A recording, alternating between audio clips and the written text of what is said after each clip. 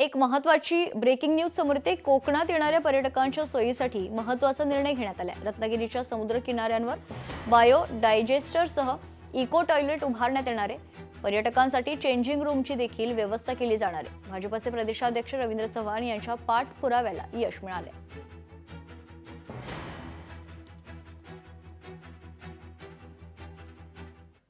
पुढील 5 दिवसात उन्हाचा पारा 42 ते 45 अंशांवर जाण्याची शक्यता आहे। नागरिकांना सतर्कतेचा इशारा देण्यात आलाय।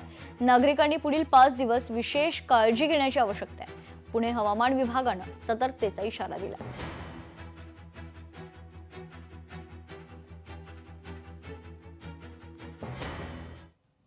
बीड जिल्हा रुग्णालयात प्रसूती दरम्यान मृत्यू झाल्याची माहिती। डॉक्टरांच्या हलगर्जीपणामुळे महिलेचा मृत्यू झाल्याचा महिलेच्या नातेवाईकांचा आरोप आहे। महिलेच्या न्यायासाठी जिल्हाधिकारी कार्यालयावर चढून शोले स्टाईल आंदोलन देखील करण्यात आले।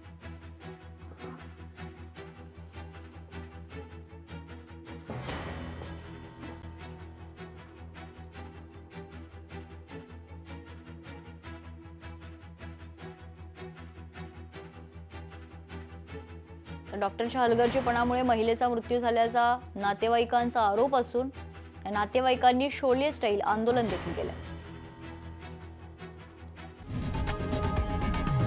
लोकशाही मराठी ऐका, पहा, जागरूक रहा।